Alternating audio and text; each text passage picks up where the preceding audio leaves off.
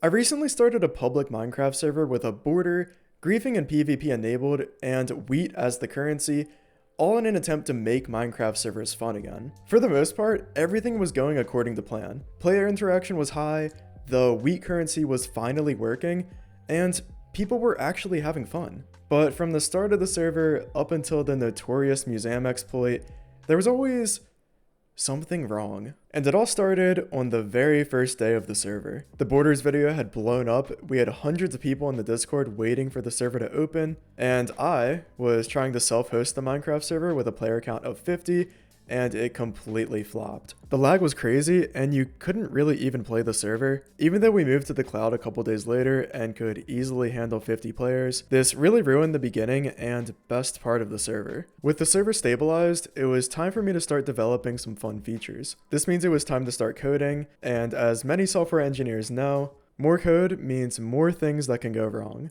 The very first thing I coded was a banker villager at spawn that you could use to deposit wheat into your bank account. However, after about a week, a few people had discovered that if you deposit wheat into the banker and you're holding the wheat in your left hand, then the wheat will get deposited, but it won't leave your inventory, essentially creating an infinite money glitch. In the middle of the night, the dupers got on and duped thousands of wheat, and we're just running around spawn throwing the wheat everywhere. After a few hours, I reproduced and patched the dupe, and overall was pretty shocked at how stupid and easy it was to execute. This thankfully didn't end up hurting the economy too bad, but at the time, I think it really killed a lot of people's trust in the economy and the server as a whole. After the wheat economy video, the server got a gigantic wave of new players and hackers.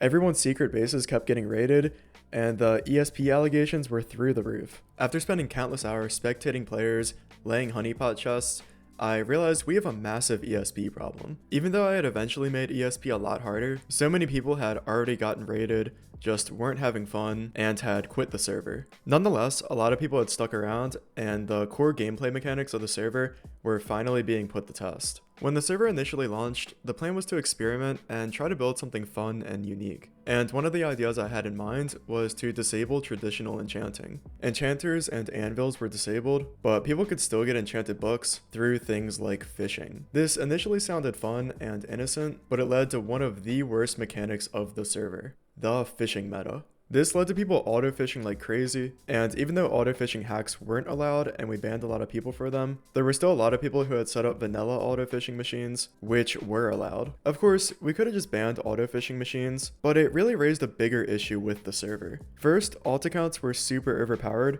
which is an issue with Minecraft in general. But on this server, you could let them run all day at auto-fishing machines. You could use them to trigger stasis chambers and instantly teleport yourself out of combat.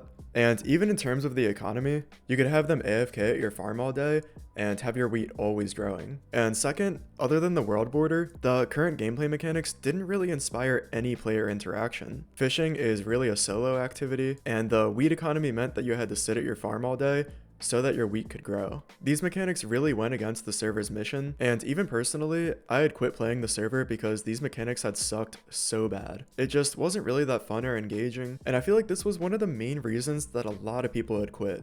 There were other things too, like terrible moderation, which I won't get into here, and the nail in the coffin for a lot of people was the notorious museum exploit, which was so crazy and dramatic that I think it deserves its own video. So overall, I've discovered that running a Minecraft server is really hard, especially since we're trying to build a fun and unique experience rather than just copying and pasting the same old factions, Skyblock, or whatever slop out there. Now, that's no excuse for everything that's gone wrong so far. I definitely need to lock in and do better, but we've learned a lot of information from this experiment so far, and a lot of people had even said the server was pretty fun. So despite our failures, the job's not finished. I genuinely believe we're extremely close to building a fun and engaging server, and we're not going to stop until we do. So if you're interested, come join us at mc.raidfarms.com and support our mission to make Minecraft servers fun again.